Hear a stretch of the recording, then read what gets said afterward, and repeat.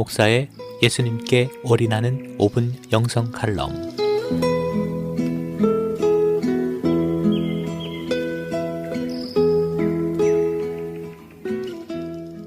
수많은 논란 속에서 1년이 연기된 도쿄올림픽이 현지 시간으로 7월 23일부터 열리게 되었습니다.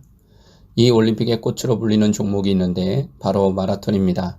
42.195km를 쉬지 않고 달리며 육체의 한계에 도전하는 마라톤은 폐회식대 우승자가 월계관을 쓰고 그의 국가가 울려 퍼질 정도로 영광을 누리는 종목입니다. 그런데 세계에서 유일하게 이 마라톤을 열지 않고 심지어 금지하는 나라가 있습니다. 어느 나라인지 아십니까? 이 사실을 들어본 적이 없거나 마라톤에 대해 잘 모른다고 해도 마라톤의 본질만 알면 이 문제의 답을 쉽게 찾을 수 있습니다. 먼저 이 경기가 어떻게 시작되었는지를 생각해 보겠습니다. 마라톤은 아크로폴리스에서 약 40km 정도 떨어진 곳에 있는 평원의 이름입니다. 기원전 490년에 페르시아의 다리우스가 전함 600여 척에 10만여 명의 정예군사를 이끌고 마라톤 평원에 이르렀습니다. 아테네의 병력으로 세계 최강의 무적 함대를 무찌르기란 불가능해 보였지만 아테네군은 지략과 기적으로 완벽한 승리를 거뒀습니다. 이 기쁜 승전보를 알릴 전령으로 급파된 페이디피데스는 아크로폴리스까지 쉬지 않고 달려 자신의 임무를 다한 후 숨을 거뒀습니다. 마라톤은 페이디피데스의 정신을 기리기 위한 것인데 마라톤 전투가 끝난 후에도 기원전 393년까지 4년마다 개최된 고대 올림픽의 마라톤이라는 경기는 없었고 정식 종목으로 채택된 것은 1896년 제1회 근대 올림픽 때입니다. 그리스가 올림픽의 발상지인 것과 아테네가 1회 근대 올림픽의 개최지인 것은 무관하지 않을 것입니다.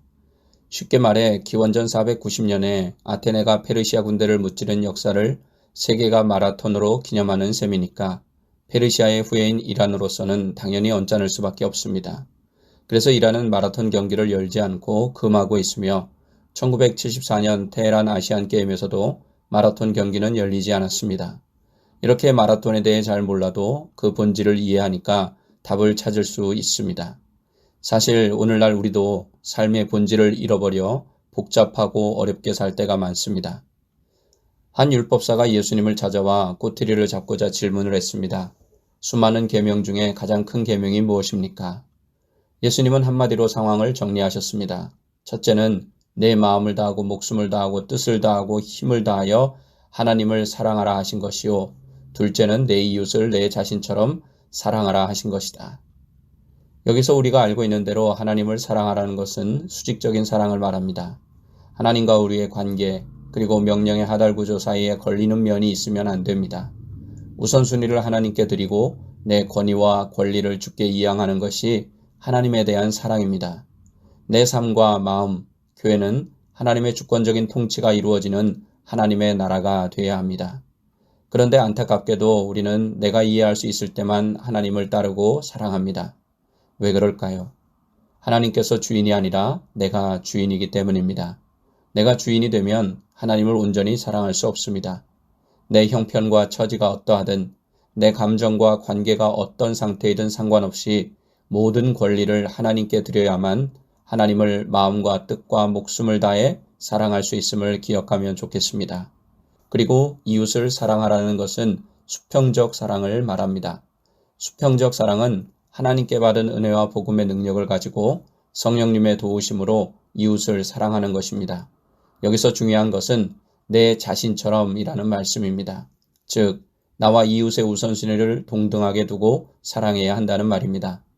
이웃은 우리의 주변인들만이 아니라 작은 교회와 선교지, 다음 세대와 이 시대를 말합니다.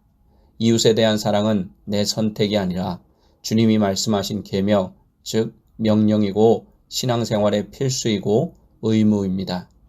하나님을 향한 수직적인 사랑과 이웃에 대한 수평적 사랑이 만나면 십자가가 된다는 말이 있습니다. 하나님을 삶의 최우선순위에 모시고 하나님의 말씀과 뜻에 따라 하나님을 사랑하고 나와의 우선순위를 따지지 말고 동등하게 이웃을 섬기고 사랑하는 것은 선택의 여지가 없는 그리스도인들의 당연한 책무입니다. 그러므로 이 두 사랑, 하나님 사랑과 이웃 사랑이 바로 신앙의 본질입니다. 이제 이 사실을 믿고 본질을 붙잡고 살아가면 인생의 복잡하고 어려운 문제들이 쉽게 풀리게 되고 하나님을 기쁘시게 해드리고 이웃을 예수 십자가의 사랑으로 살리는 삶을 살게 될 줄 믿습니다.